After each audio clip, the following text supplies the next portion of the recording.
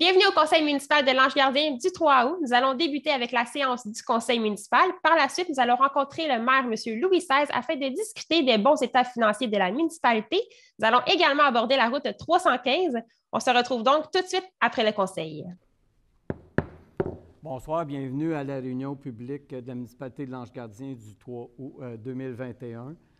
Donc, l'ouverture de la séance et l'adoption d'ordre du jour au point 1.1. Donc, je propose et résolu que ce conseil déclare ouverte la séance ordinaire et adopte l'ordre du jour tel que déposé par le secrétaire trésorier. Donc, je dois mentionner que le 9.11 est retiré. C'est appuyé par M. Werner. Point 2.3, l'adoption du procès-verbal de la séance ordinaire du 5 juillet 2021. Donc, je propose et résolu que le procès-verbal de la séance ordinaire du 5 juillet 2021 soit adopté tel que déposé par le secrétaire trésorier. C'est appuyé par le conseiller Renaud.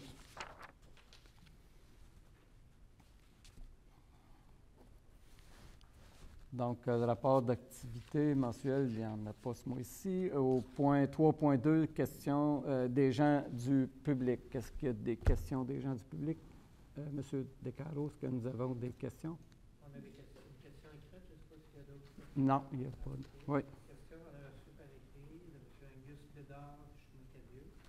Donc, il y a deux questions.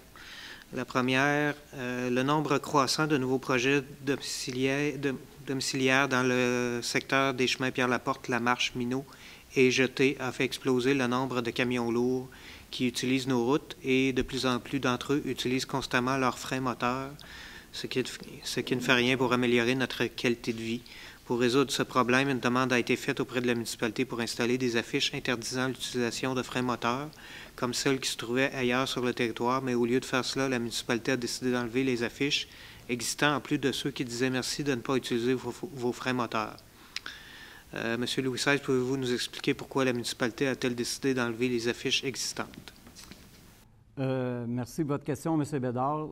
La question est fort simple. Tant qu'à les enlever, c'est peut-être qu'ils étaient trop vieilles ou je ne sais point. Mais la réponse à votre question, c'est que les équipements de frein Jacobs sur ces camions, c'est un équipement de sécurité. Donc, on ne peut pas interdire aux camions d'utiliser le frein Jacobs. C'est un équipement de sécurité que les camions doivent utiliser. Donc, c'est interdit par la loi, je crois, d'exiger qu'ils n'utilisent pas leur frein Jacobs, puisque c'est un équipement de sécurité qu'ils doivent avoir. Donc, je ne pense pas d'avoir d'autres choses. On va vérifier si on peut, si c'est légalement, on peut remettre des enseignes disant merci de ne pas utiliser les freins Jacobs, si c'est faisable. OK, mais si c'est pas permis, c'est pas permis. Donc, oui. Deuxième question. Louis XVI, pourquoi la municipalité a-t-elle installé des arrêts obligatoires sur le chemin des Malaises à un endroit où il n'y a pas d'intersection, où il y a très peu de maisons et de trafic, en plus d'être un cul-de-sac? Merci encore, M. Bédard. Votre question, la réponse est fort simple. C'est qu'à l'époque, dans l'entente avec le promoteur qui était, si je ne me trompe pas, qui était M. Labrie, M. Labrie avait payé les infrastructures, la construction du chemin et également toute la signalisation à l'intérieur de ce projet-là. Et le promoteur avait payé pour l'installation des panneaux d'arrêt. Et à l'endroit prévu qui sont identifiés par M. Bédard, il y avait aussi une rue prévue qui est déjà là, qu'on voit là. Donc, la municipalité les a installés parce que le promoteur avait payé pour tout l'équipement de sécurité routière à l'époque. C'est bien ça, M. Descarreaux? Oui. Donc, c'est bien pour les questions de M. Bédard. Je n'ai rien d'autre à ajouter. Est-ce qu'il n'y a pas d'autres questions? S'il n'y a pas d'autres questions... En point 6.1, la trésorerie, la présentation des comptes payés. Monsieur Prescott. Oui, je propose et résolu que ce conseil entérine les listes de déboursés mis au montant total de 990 162,80 tel qu'indiqué sur la liste présentée par le secrétaire trésorier en annexe aux présentes minutes à la page CP-21-07, le tout selon les dispositions de règlement de délégation de pouvoir ainsi qu'à l'article 961.1 du Code municipal du Québec. C'est appuyé par Mme Damour. Questions, commentaires? La résolution est adoptée. Donc, en 6.2, c'est le dépôt du rapport financier audité au 31 décembre 2020. Donc, est-ce que j'ai besoin de lire ça, moi, Alain? Oui, OK. Donc, conformément à l'article 176.1 du Code municipal du Québec, le secrétaire trésorier dépose au Conseil le rapport financier de la municipalité pour l'exercice financier terminant le 31 décembre 2020, ainsi que le rapport de l'auditeur externe transmis en vertu de l'article 966.3. En 6.3, c'est le dépôt du rapport du maire sur les états financiers 2020. Donc, conformément à l'article 176.2.2 du Code municipal du Québec, la maire fait rapport aux citoyens des faits saillants du rapport financier et du rapport du vérificateur externe pour l'exercice financier terminé le 31 décembre 2020.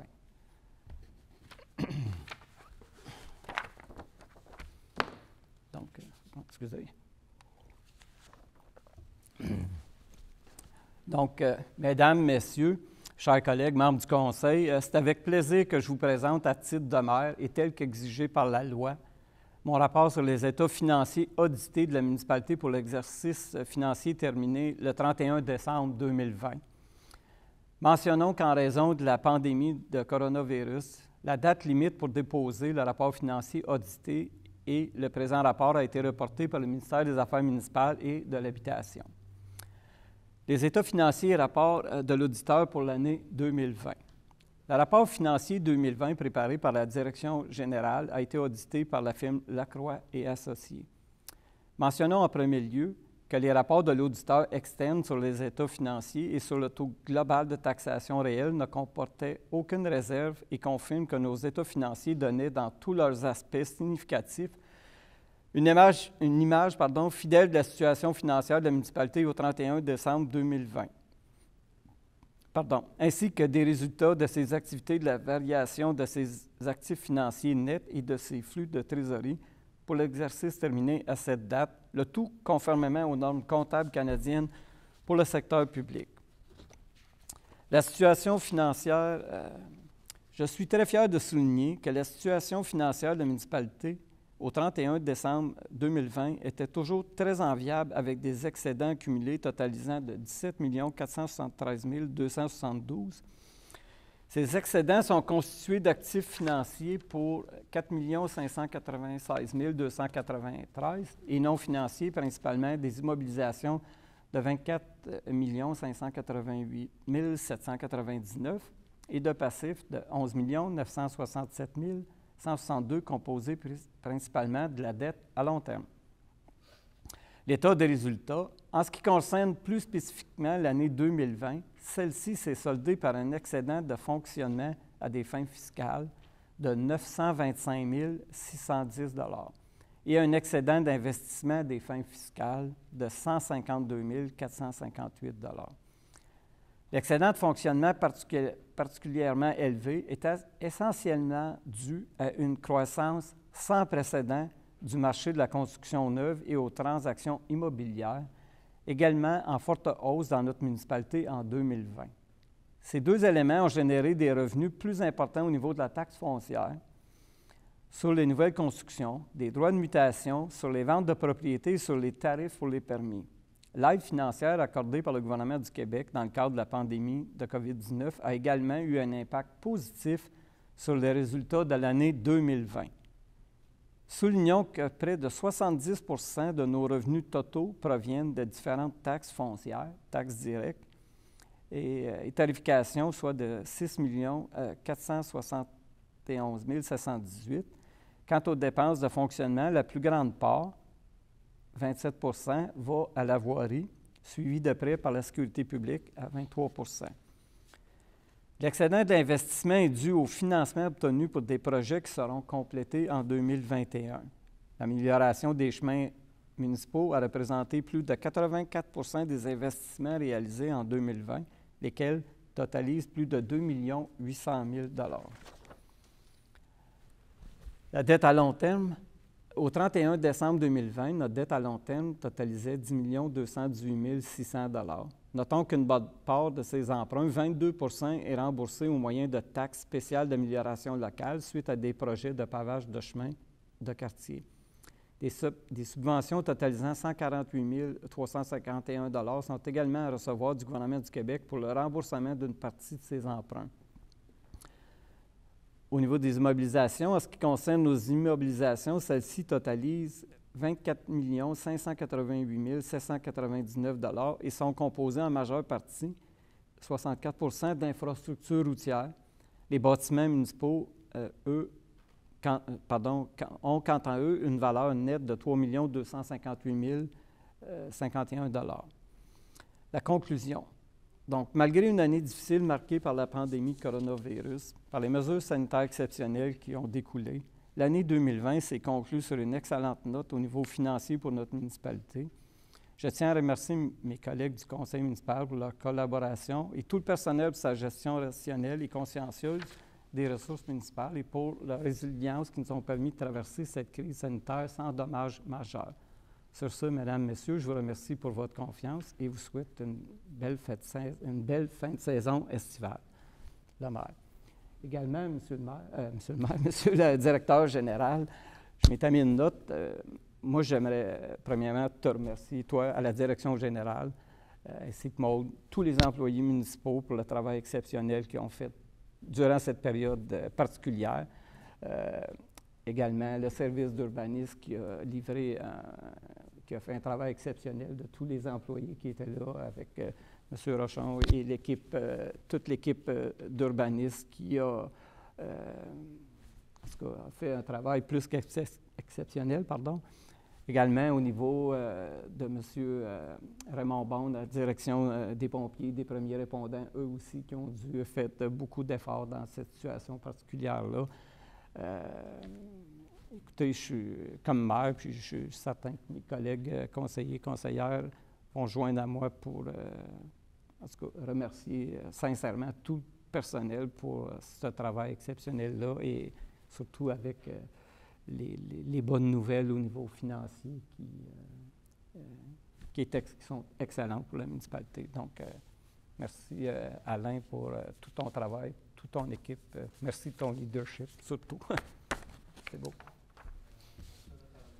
Merci.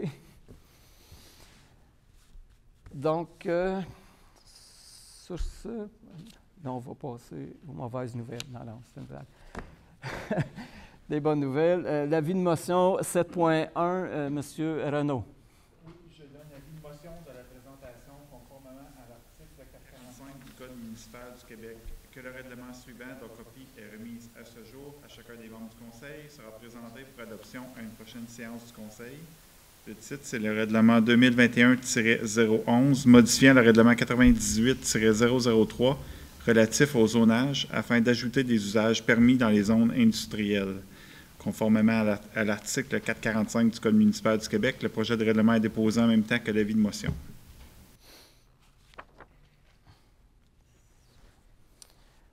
Au point 8, 8.1, l'adoption du règlement numéro 2021-010. Monsieur Renaud. Je propose et résolu que ce Conseil adopte le règlement 2021-010, modifiant le règlement 98-003 sur le zonage dans le but de contingenter certains usages dans les zones 191 IA et 200 IA. Tous les membres du Conseil déclarent avoir lu le dit règlement et renoncent à sa lecture. Le secrétaire trésorier fait les mentions d'usage telles qu'il est stipulé au deuxième alinéa de l'article 445 du Code municipal du Québec. Oui, donc le règlement 2021-010 vient modifier le règlement de zonage. Donc le règlement porte en particulier sur les zones industrielles 191 IA et 200 IA. Et le règlement vient contingenter les usages suivants, donc les mini-entrepôts, les microcultures de cannabis et les entreprises de recyclage de matériaux secs. C'est appuyé par M. Zamar. Point 8.2, l'adoption du premier projet de règlement numéro 2021-011. Monsieur Renaud. Résolu que ce Conseil adopte le règlement 2021-011, modifiant le règlement 98-003 relatif au zonage afin d'ajouter des usages permis dans les zones industrielles. Tous les membres du Conseil déclarent avoir lu le dit règlement et renoncent à sa lecture. Appuyé par M. Werner. La résolution est adoptée. Aux affaires nouvelles, en 9.1, l'autorisation d'une dépense pour la participation au congrès de la FQM.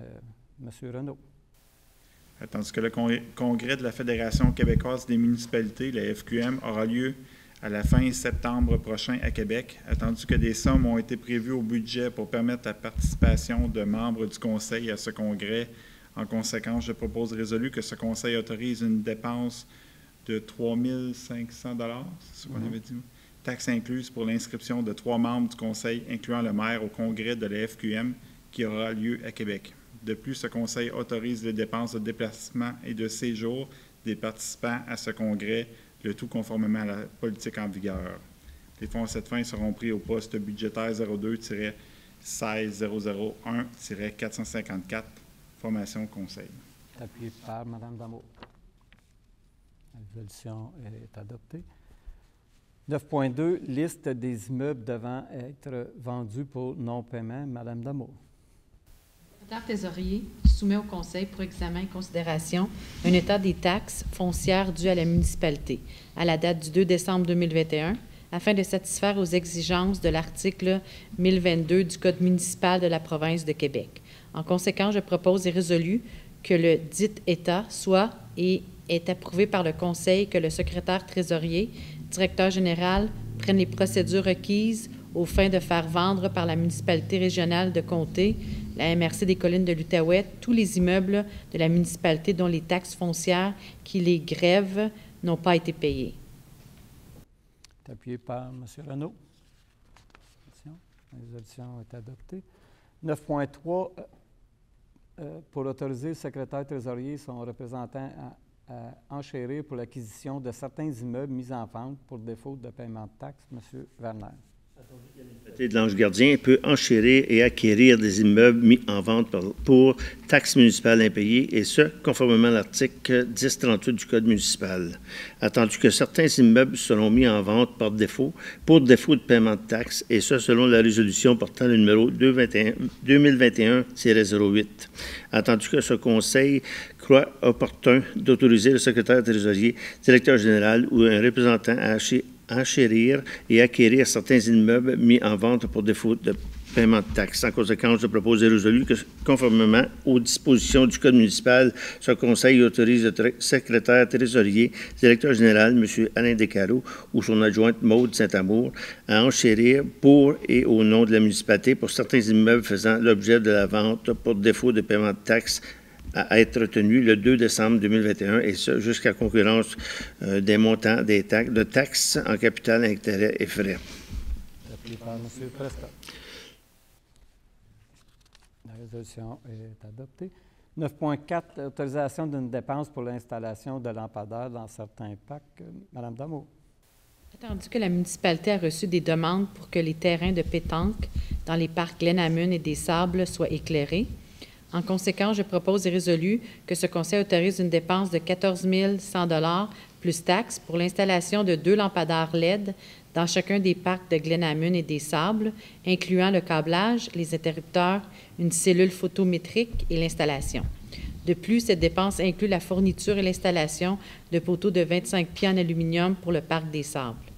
Les fonds à cette fin seront pris à même le fonds de parc et terrain de jeu. Appuyé par M. Werner. La résolution est adoptée. 9.5, autorisation de signer une entente de fin d'emploi et un contrat de travail à durée déterminée. M. Prescott. Attendu que la municipalité et M.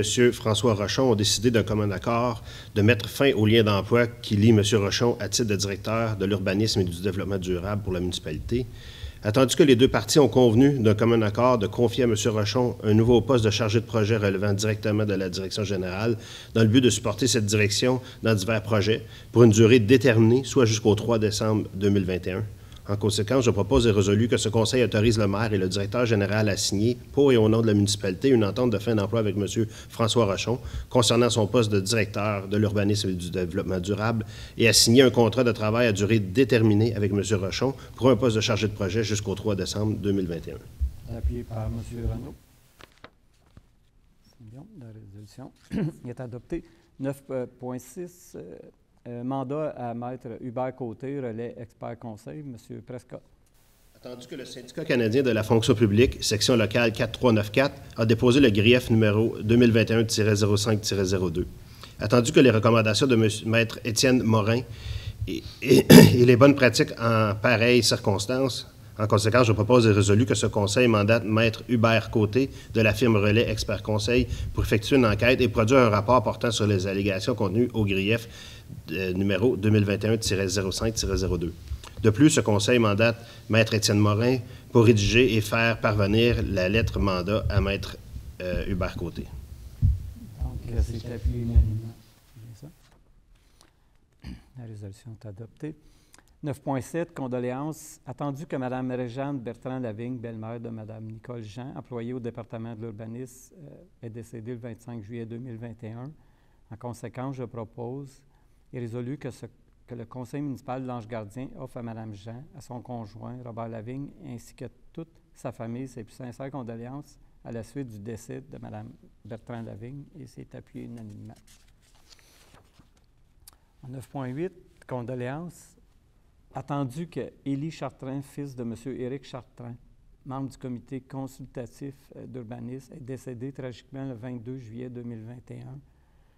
En conséquence, je propose et résolu que le conseil municipal de l'Ange-Gardien offre à M. Chartrain, à sa conjointe Martine Couture, ainsi qu'à toute sa famille, ses plus sincères condoléances à la suite du décès de leur fils Élie.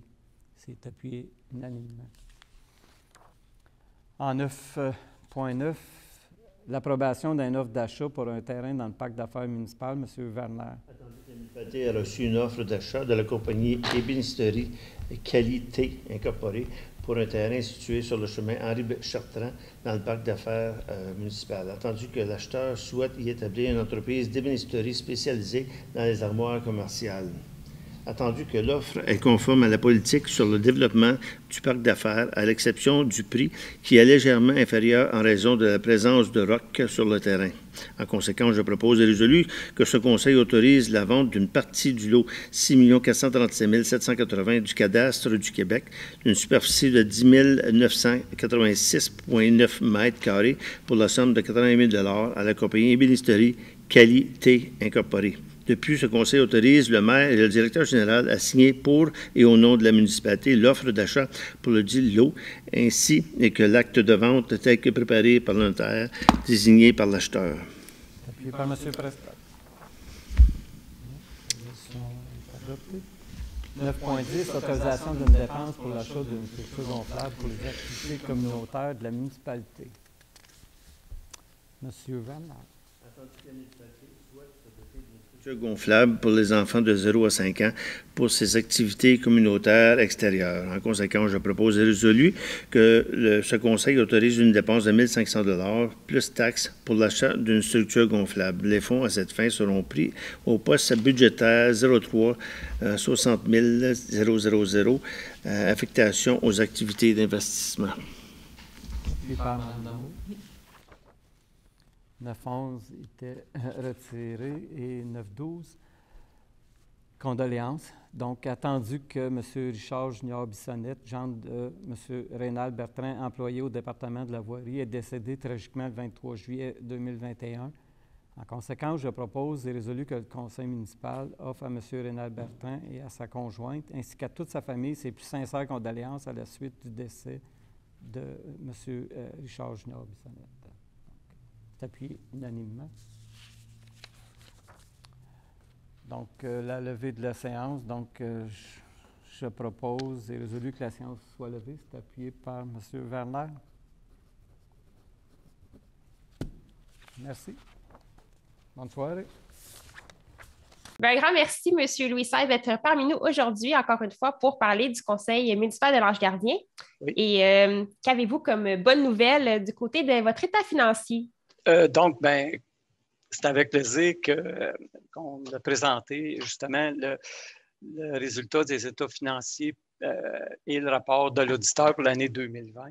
Donc, j'étais très fier de souligner que la situation financière de la municipalité au 31 décembre était des plus enviables. Donc, en ce qui concerne plus spécifiquement l'année 2020, celle-ci, pour nous, c'est soldée par un excédent à des fins fiscales de 925 610 $. Donc, c'est du jamais vu pour notre municipalité d'avoir un excédent de fonctionnement de cette envergure-là. Donc, c'est tout à fait exceptionnel. Donc, l'excédent de fonctionnement est particulièrement plus élevé. C'est essentiellement dû, ça, à une croissance sans précédent du marché de la construction neuve et aux transactions immobilières. Également, toutes ces transactions immobilières-là étaient en forte hausse dans notre municipalité. Ça, ces deux éléments-là ont généré des revenus plus importants au niveau de la taxe foncière. C'est les nouvelles constructions, les droits de mutation, les ventes des propriétés et également les tarifs et les permis. Puis je pourrais vous dire, à ce jour, je crois, si je ne me trompe pas, qu'on est déjà rendu à 150 permis de construction neuve. C'est comme énorme pour notre municipalité. À ce moment-ci, encore au mois d'août. Puis on a 800 peut-être permis et plus de toutes sortes. Donc, c'est excellent. Également, il y a eu de l'aide financière qui avait été accordée par le gouvernement du Québec dans le cadre de la pandémie. Toutes les municipalités au Québec ont eu des sommes d'argent. Donc, la municipalité est en excellente position. Je vous dirais, elle n'a jamais été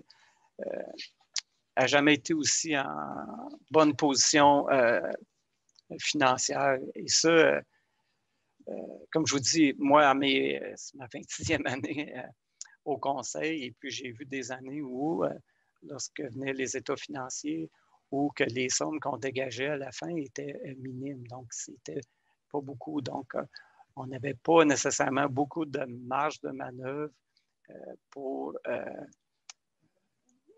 soit des excédents ou faire des achats d'équipements, ou on se croisait sur tous les doigts qu'il n'arrive à rien de majeur, puisqu'on avait juste, comme moi j'ai toujours dit, l'élastique qui est tiré là, au plus long, puis mais c'était la réalité de la municipalité à l'époque. Aujourd'hui, la municipalité s'en sort bien comme pour toutes sortes de raisons.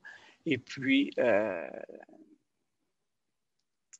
comme je dis, malgré l'année difficile par la pandémie, puis les mesures sanitaires exceptionnelles qui ont découlé, l'année s'est conclue sur une excellente note. Donc,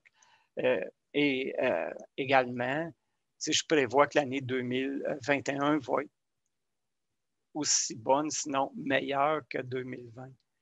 Donc, la municipalité est prospère, que ce soit au niveau de l'habitation, au niveau financier, notre parc d'affaires. Il y a comme une synergie là, chez nous qui est contagieuse, et puis ben, c'est tout à l'honneur de la municipalité. Donc, moi, je suis fier de ça. Je suis fier aussi, également, je veux souligner qu'on a des nouveaux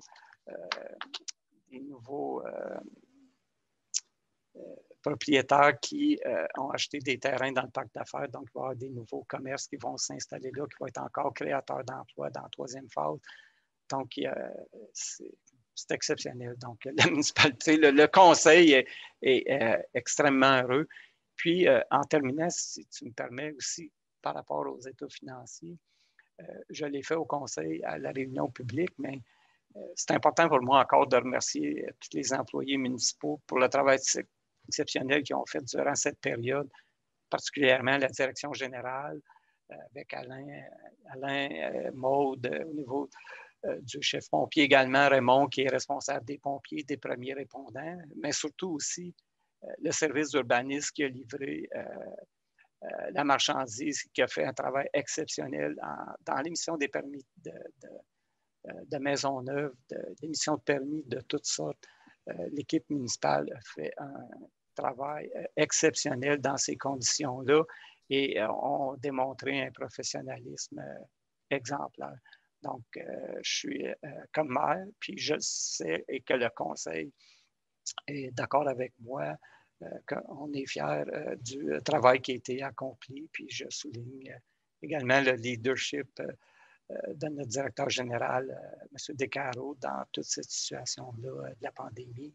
Et puis, malgré tout ça, comme je vous dis, on a des résultats financiers qui sont exceptionnels, qui feraient l'envie de plusieurs municipalités dans la région. Donc, et concrètement, qu'est-ce que ça peut signifier, une municipalité prospère pour les citoyens? Bien, ça va nous permettre probablement d'améliorer des services aussi dans la municipalité et puis probablement avancer avec des projets qui auraient peut-être nécessité un petit peu plus de temps à réaliser. Donc, vu qu'on dégage un peu plus de marge de manœuvre, mais c'est certain, en tout cas, ça va être étudié au prochain budget avec le nouveau conseil, mais c'est certain qu'on met des sommes quand même en réserve pour le futur. Mais quand même, comme je dis, ça c'est l'année 2020. L'année 2021, je m'attends à ce qu'elle soit aussi prospère que celle de 2020. Donc, l'avenir est belle. Donc, c'est des bonnes nouvelles. Oui, c'est des excellentes nouvelles. Oui, absolument. Oui. Puis tout à l'heure, vous avez également parlé des nouvelles constructions. On pourrait également parler de la nouvelle construction de l'école. Oui, exactement, Stéphanie, bon point. Récemment, donc tout de suite après les vacances de la construction au Québec, la construction de la nouvelle école primaire des Grands Pins a débuté. Donc, la firme qui a été attitrée par la commission scolaire pour la construction de l'école ont débuté les travaux. Donc, les gens qui habitent par là, ils peuvent aller voir le site qui est déjà en construction, donc qui est en préparation du terrain présentement. Les firmes sont là. Donc, c'est agréable de voir ça. Puis, tu sens l'enthousiasme des gens, justement, par rapport à la construction qui va arriver là. Donc, les citoyens surtout, sont contents de l'arrivée de l'école primaire. Donc, ça va prendre le temps de la construire. Donc, c'est un bâtiment quand même de plus de 20 millions de dollars. Donc, c'est... donc, la date... Donc, c'est 2023, mais à moins que ça soit prévu avant, mais on va aller, comme vous le savez, dans n'importe quelle construction, il peut y avoir des impondérables. Donc, souhaitons que tout aille bien, là, mais... Fait que c'est ça. Fait que c'est une bonne nouvelle, ça aussi. Exact. Super. Une bonne nouvelle qui vient se rattacher à l'état financier. Oui. Et dans un tout autre ordre d'idées, il y a également, vous avez des nouvelles sur la route 315. Oui, j'aimerais juste faire état de la situation de la route 315. Récemment, les gens ont pu constater que la route 315 a été repavée. La 315 nécessitait des rénovations majeures. Donc, on a repavé la portion à la sortie de Buckingham, donc du Casse-Croûte-Marie, jusqu'au rond-point, au carrefour giratoire, donc tout près de la municipalité. Où ce que je veux en venir, c'est que la municipalité, au fil des années, Stéphanie, a fait plusieurs représentations, plusieurs résolutions le conseil a fait plusieurs résolutions au MTQ, leur demandant de prendre en considération, premièrement, on leur demandait de faire inscrire la route 315 pour améliorer qu'elle soit repavée de la sortie justement de Buckingham jusqu'au coin de Robitaille, dans ce coin-là, Gingras, cette route provinciale-là. Et on a fait plusieurs résolutions à cet effet-là. Et également, on leur demandait que les épaulements soient faits lorsque le MTQ était pour refaire la route, de considérer de faire les épaulements pour justement que ce soit une espèce de piste cyclable, donc que les gens puissent circuler à vélo en toute sécurité. Vous savez, des fois, il n'y a presque pas d'épaulement et vous tombez sur de l'épaulement en gravelle et puis souvent, il y a comme une dénivellation, c'est dangereux. Les citoyens m'ont même en 2017, dans la campagne électorale, j'ai rencontré plusieurs personnes et plusieurs personnes voulaient et demandaient à ce que s'il y avait une réfection de cette route-là, qu'on considère d'avoir les épaulements. Donc, à mon arrivée comme maire en 2017, au Conseil des maires de la MRC des Collines, je me suis assuré de faire inscrire la route 315 au schéma d'aménagement comme une route qui est prioritaire. Donc, ça veut, ce que ça vient dire, ce que ça vient sceller, c'est que cette route-là devient prioritaire. Et le MTQ, lorsqu'il y aura réfection de la route 315, doit prendre en considération cette demande-là. Parce que dans le schéma d'aménagement, ça dit que tu dois favoriser tout autre transport alternatif qui favorise une vie active, tout ça. Donc, cette route-là a été inscrite. On a également rencontré la direction du MTQ au bureau de la direction générale à Hull. J'en avais même glissé un mot au ministre Bonnardel lorsqu'il est venu faire l'annonce de la sécurisation de l'autoroute 50. Quand on a annoncé au début qu'il était pour avoir des glissières de sécurité sur l'autoroute 50, j'en avais glissé un mot, que la 315 nécessitait de l'amour, qu'elle avait besoin d'être refaite. Et également, je lui avais fait état que nous, on voulait que les épaulements soient asphaltés pour les bicyclettes. Puis on le sait que M. le ministre, c'est un amateur de bicyclettes. Donc, je pense que je voulais lui faire part de ça. Donc, il m'a mis en contact avec aussi le nouveau directeur du MTQ. On a rencontré ces gens-là. Et malgré ça, malgré tout cela, le MTQ vient tout juste de procéder à la réfection, comme je vous dis, de la 315 à partir du casse-croûte jusqu'au carrefour, et n'ont pas fait les épaulements. Donc, moi, en voyant ça, j'ai communiqué avec le MTQ à savoir pourquoi ça n'avait pas été fait. Et on m'a répondu que c'était une réparation palliative, donc juste parce qu'elle était en fin de vie et que les accotements, les épaulements n'avaient pas été prévus. Et puis, j'ai fait un peu savoir mon mécontentement par rapport à ça.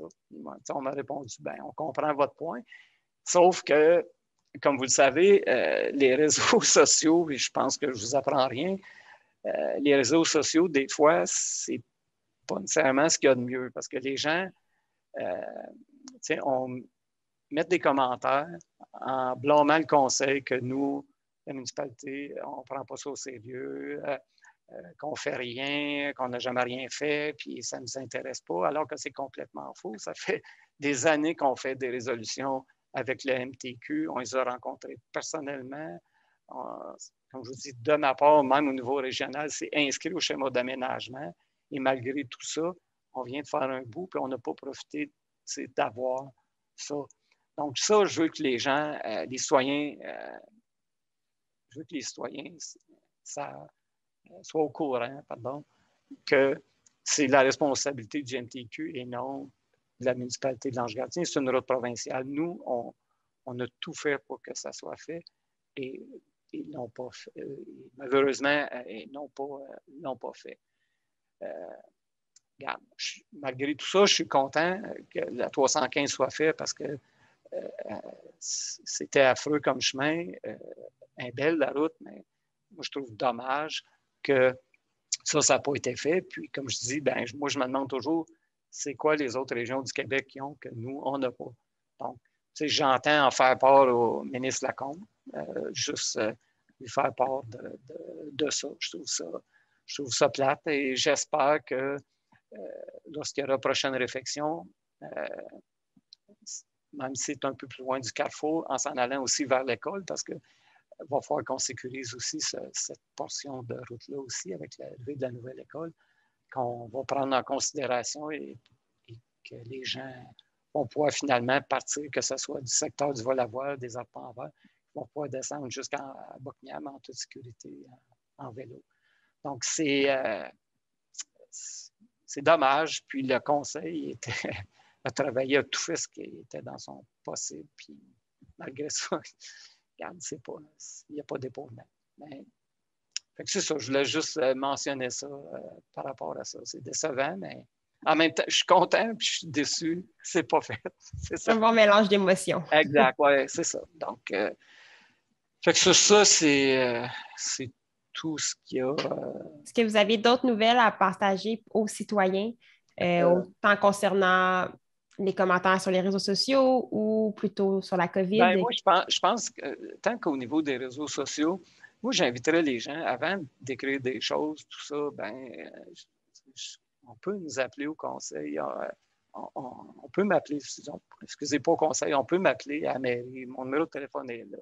Si les gens veulent savoir des choses, qui nous appellent, moi, ça va me faire plaisir de leur dire où le dossier est rendu, sur quoi on a travaillé, avant de dire que le conseil ne fait rien, ne veut rien faire. Ça, je trouve ça, moi, je ne suis pas là-dessus, là, mais c'est une portion qui me fatigue, moi, ces choses-là, parce que souvent, les gens ne peuvent pas voir tout le travail qui est fait en arrière, tout ce qu'on fait, ils ne voient pas ça. T'sais. En politique, tu es jugé sur des résultats. Tant qu'ils n'en voient pas, mais ils pensent que tout le monde ne fait rien, puis ce n'est pas le cas. Moi, honnêtement, ça me frustre quand on fait tout en notre possible que ça arrive, puis que ça n'arrive pas. Mais les gens, des fois, peuvent être un peu sarcastiques avec ça. Puis, regarde, la politique, c'est ça, mais des fois, c'est ingrat, mais c'est décevant. Mais en tout cas, moi, je ne suis pas gêné de dire qu'on a travaillé extrêmement fort là-dessus, puis on va continuer de le faire, puis je vais faire mon point aussi avec le ministre là-dessus. Là, donc, super. N'oublions pas les bonnes nouvelles du début de notre entrevue concernant les états financiers. Oh, oui, mais ça reste quand même une bonne nouvelle. Mais oui. Comme je vous dis, ça aurait été mieux que ça soit fait pour certainement. Tout le monde. Donc, c'est ça. Un grand merci d'avoir été parmi nous. On se retrouve prochainement le 7 septembre prochain pour le prochain conseil municipal de l'Ange Gardien. Okay. Puis, avec l'été qui se termine, souhaitons un bon été à tous avant que les journées raccourcissent. Oui, l'école recommence, exactement. Exactement. Oui. Donc, à bientôt. Merci encore. Merci, au revoir.